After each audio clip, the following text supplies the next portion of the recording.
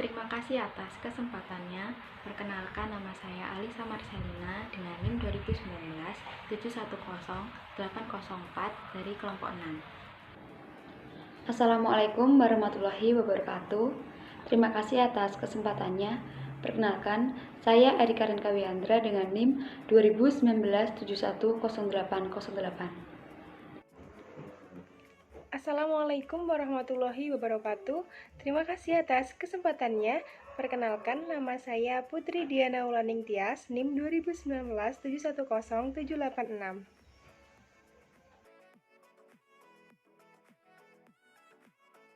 Assalamualaikum warahmatullahi wabarakatuh. Terima kasih atas kesempatannya. Perkenalkan, nama saya Bayu Agung Prasetyo dengan NIM 2019 710787. Terima kasih atas kesempatannya. Nama saya Nabil Alif Nasution dengan NIM 2019 710816.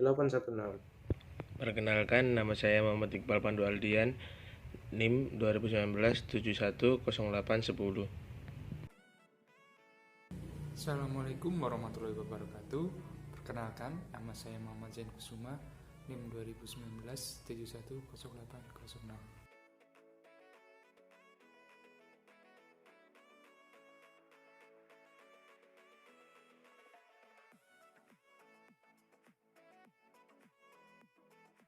Saya akan menjelaskan mengenai pengertian zakat. Zakat berasal dari akar kata zaka yang berarti suci, berkah, tumbuh, dan berkembang. Adapun menurut istilah syariat, zakat adalah harta yang wajib dikeluarkan kepada orang yang berhak menerimanya, karena telah memenuhi persyaratan yang telah ditetapkan. Zakat juga merupakan pembersih diri dari harta yang kemungkinan diperoleh dengan jalan yang tidak halal. Adapun membayar zakat juga akan membuat harta semakin tumbuh dan berkembang. Dari pengertian yang sudah saya sampaikan, jelas bahwa orang yang mengeluarkan sebagian dari hartanya untuk berzakat akan dapat menambah kesuburan hartanya dan memperoleh pula keberkahan dan rahmat. Allah Subhanahu wa taala juga berfirman dalam Quran surat Al-Bayyinah ayat 5 yang berbunyi, A'udzubillahi minasyaitonirrajim. Bismillahirrahmanirrahim. Wa ma umiru illa liya'budullaha muflisina lahuddin hunafa'a wa yuqimus salata wa ya'tuz zakata wa dzalika dinul qayyimah. Artinya, padahal mereka hanya diperintah menyembah Allah dengan ikhlas menaatinya semata-mata karena menjalankan agama dan juga agar melaksanakan sholat dan menunaikan zakat, dan yang demikian itulah agama yang lurus atau benar. Pun 8 golongan yang berhak menerima zakat. Yang pertama adalah fakir. Fakir merupakan orang yang memiliki harta namun sangat sedikit. Orang-orang ini tak memiliki penghasilan sehingga jarang untuk dapat memenuhi kebutuhan sehari-hari dengan baik. Yang kedua adalah miskin. Miskin merupakan di atas fakir. Mereka sama-sama memiliki harta yang sangat sedikit dan memiliki penghasilan. Namun penghasilan tersebut hanya cukup untuk makan dan minum, tidak lebih. Yang ketiga adalah amil. Amil merupakan orang yang mengurus zakat mulai dari menerima zakat hingga menyalurkannya kepada orang yang membutuhkan. Yang keempat adalah mu'alaf. Mu'alaf merupakan orang yang baru saja masuk Islam. Yang kelima adalah riqab. Pada zaman dahulu banyak yang dijadikan budak oleh saudagar-saudagar kaya. Dengan zakat inilah untuk yang membayar atau menebus para budak agar dapat dimerdekakan. Yang ke-6 adalah gorim. Gorim atau orang yang memiliki hutang. Yang ke-7 adalah fisabilillah. Fisabilillah merupakan orang yang bertujuan atau berkepentingan di jalan Allah. Yang ke-8 adalah ibnu sabil. Ibnu sabil merupakan musafir atau orang-orang sedang melakukan perjalanan jauh. Selanjutnya yaitu hadis mengenai zakat. Salah satunya diriwayatkan dari Abdullah ibnu Umar radhiyallahu anhu. Bismillahirrahmanirrahim. An Abdullah ibni Umar anna Rasulullah sallallahu alaihi wasallam farada zakatal fitri min Ramadan ala kulli nafsin minal muslimin. Nafsin minal muslimin akhurin aw abdin aw rajulin aw imra'atin saghirin aw kabirin sa'ang min tamrin aw sa'ang min syair. Artinya, Diriwayatkan dari Abdullah ibnu Umar radhiyallahu anhu bahwa Rasulullah shallallahu alaihi wasallam telah mewajibkan zakat fitri pada bulan Ramadan atas setiap jiwa orang muslim, baik merdeka ataupun budak, laki-laki ataupun wanita, kecil ataupun besar, sebanyak 1 sak kurma atau gandum. Hadis riwayat Muslim. Berikut ini adalah beberapa contoh dari zakat.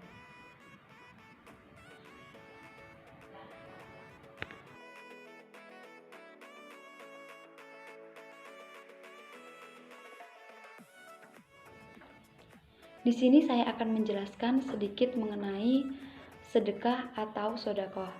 Sedekah berasal dari bahasa Arab sadakoh yang artinya benar, yaitu merupakan salah satu wujud dari kebenaran dan kejujuran seseorang akan imannya kepada Allah SWT. Sedekah juga dapat diartikan sebagai mengamalkan sejumlah harta di jalan Allah dengan ikhlas tanpa mengharapkan imbalan apapun. Sedekah dapat berupa materi dan non-materi, seperti barang, jasa, dan aktivitas yang dilakukan seseorang terhadap orang lain. Ada beberapa hikmah dari sedekah, seperti meningkatkan iman, menambah rezeki, meningkatkan kepedulian sosial, dan juga menjauhkan kita dari sifat kikir. Adapun sedekah yang terus mengalir pahalanya meskipun orang yang bersedekah sudah meninggal dunia, yaitu sedekah jariyah, seperti membangun masjid, membangun pesantren, dan fasilitas umum lainnya. Para ulama membagi sedekah menjadi 2 macam, yaitu sedekah wajib dan sedekah sunnah. Sedekah wajib seperti zakat fitrah dan zakat mal, sedangkan sedekah sunnah yaitu selain zakat fitrah dan zakat mal dan dapat dilakukan setiap waktu. Selanjutnya yaitu ayat Al-Quran mengenai sodakoh. Yang pertama dalam surat Al-Baqarah ayat 274. Bismillahirrahmanirrahim. Alladzina yunfikuna amwalahum bil-laili wan-nahari sirran wa alaniyah. Wa'alaniyatan falahum ajruhum inda rabbihim wala khaufun 'alaihim wala hum yahzanun. Yang artinya, orang-orang yang menafkahkan hartanya di malam dan di siang hari secara tersembunyi dan terang-terangan, maka mereka mendapat pahala di sisi Tuhannya. Tidak ada kekhawatiran terhadap mereka dan tidak pula mereka bersedih hati. Quran Surat Al-Baqarah ayat 274. Yang kedua yaitu dalam Quran Surat Al-Imran ayat 133 sampai 134. Bismillahirrahmanirrahim. Wasari'u ila maghfiratin min rabbikum wa jannatin arduhas samawati wal ardu iddat lil muttaqin. Alladzina yunfikuna fis sarra'i wad dharra'i wal qadimina al-ghaidha wal 'afina 'anil nas wallahu yuhibbul muhsinin. Yang artinya, dan bersegeralah kamu mencari ampunan dari Tuhanmu dan mendapatkan surga yang luasnya seluas langit dan bumi, yang disediakan untuk orang-orang yang bertakwa, yaitu orang-orang yang menafkahkan hartanya baik di waktu yang lapang maupun sempit, dan orang-orang yang menahan amarahnya dan memaafkan kesalahan orang lain, dan Allah menyukai orang-orang yang berbuat kebajikan. Quran Surat Al-Imran ayat 133 sampai 134. Dan yang selanjutnya adalah contoh sodako. Yang pertama, menyisihkan sejumlah uang lalu memberikannya kepada anak kecil atau orang tua yang meminta-minta di jalan. Yang kedua, tersenyum kepada sesama manusia saat bertemu. Dan yang ketiga, membantu orang lain yang sedang kesusahan seperti memperbaiki perabotan rumah tetangga yang rusak. Dan yang keempat, memberikan nasihat kepada sesama agar menjauhi kemungkaran dan berbuat kebaikan. Yang kelima, Abdurrahman bin Auf, sahabat Rasulullah SAW, merupakan seseorang yang sangat kaya di Mekah, tetapi ia senang bersedekah. Ia rela meninggalkan semua hartanya untuk mengikuti Rasulullah hijrah ke Madinah. Ia juga tidak segan-segan mengeluarkan hartanya untuk jihad di jalan Allah. Yang kedua, yaitu dari Salman bin Amir ad-Dhabi. Ia berkata, Rasulullah bersabda, Bismillahirrahmanirrahim. Shadaqatun alal miskin, shadaqatun wala dzul kharabasid nastaini, shadaqatun wasilatun, yang artinya sedekah kepada orang miskin hanyalah sedekah, sedangkan sedekah kepada kerabat akan mendapatkan dua ganjaran, yaitu ganjaran sedekah dan ganjaran silaturahim. Hadis riwayat Tirmidzi nomor 658. Ketiga, hadis-hadis tentang Rasulullah. Rasulullah pernah bersabda, Bismillahirrahmanirrahim. Fatakunan nar walau bisaki thamaratin faman lam yajid fabikalimati thayyibatin, yang artinya jagalah dari kalian dari neraka meskipun hanya sedekah setengah biji kurma. Barang siapa yang tak mendapatkannya, maka ucapkanlah perkataan yang baik. Hadis riwayat Bukhari nomor 1413, 3595, dan Muslim nomor 1016.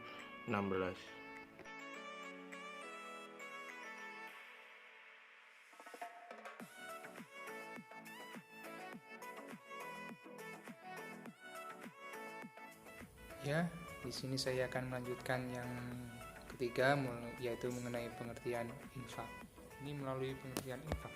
Infak itu dari kata anfaka yufiku, yang artinya membelanjakan atau membiayai yang berhubungan dengan usaha realisasi perintah-perintah Allah. Menurut Kamus Besar Bahasa Indonesia adalah pemberian atau sumbangan harta dan sebagainya selain zakat wajib untuk kebaikan. Sedangkan menurut istilah infak berarti mengeluarkan sebagian harta atau pendapatan atau penghasilan untuk suatu kepentingan yang diperintahkan dalam ajaran Islam. Oleh karenanya, infak berbeda dengan zakat. Infak tidak mengenal nisab atau jumlah harta yang telah ditentukan secara hukum. Infak juga tidak harus diberikan kepada mustahik tertentu, melainkan dapat diberikan kepada siapapun, seperti keluarga, kerabat, anak yatim, orang miskin, atau orang-orang yang sedang melakukan perjalanan jauh. Dengan demikian, infak adalah membayar dengan harta, mengeluarkan dengan harta, dan membelanjakan dengan harta. Kemudian yang selanjutnya yaitu dalil infak di dalam Al-Quran. Ada banyak sekali dalil di dalam Al-Quran yang menjelaskan tentang keutamaan infak atau perintah untuk berinfak.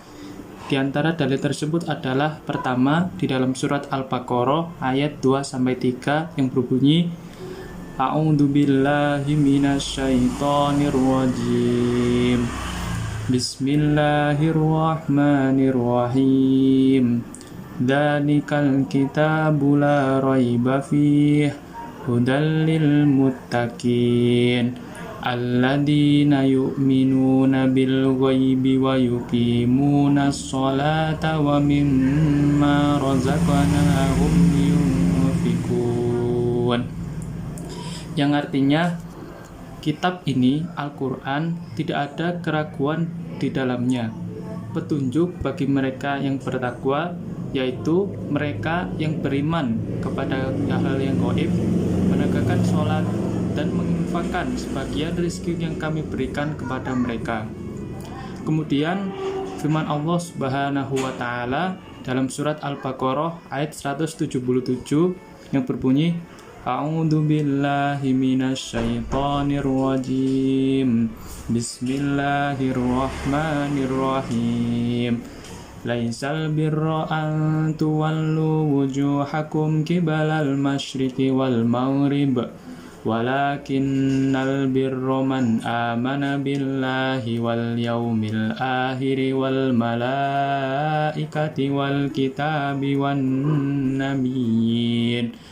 وآتى المال على حبه ذوي القربى واليتامى والمساكين وابن السبيل والسائلين وفي الرقاب وأقام الصلاة وآتى الزكاة والموفون بعهدهم إذا عاهدوا والصابرين في البأساء والضراء وحين البأس أولئك الذين صدقوا وأولئك هم المتقون. Yang artinya, kebajikan itu bukanlah menghadapkan wajahmu ke arah timur dan barat, tetapi kebajikan itu ialah orang yang beriman kepada Allah, hari akhir, malaikat-malaikat, kitab-kitab, dan nabi-nabi, dan memberikan harta yang dicintainya kepada kerabat, anak yatim, orang-orang miskin, orang-orang yang dalam perjalanan atau musafir, peminta-minta, dan untuk memerdekakan hamba sahaya yang melaksanakan sholat dan menunaikan zakat, orang-orang yang menepati janji apabila berjanji, dan orang yang sabar dalam kesusahan, penderitaan, dan pada masa peperangan. Mereka itulah orang-orang yang benar, dan mereka itulah orang-orang yang bertakwa. Sekian dari saya. Terima kasih. Wassalamualaikum warahmatullahi wabarakatuh.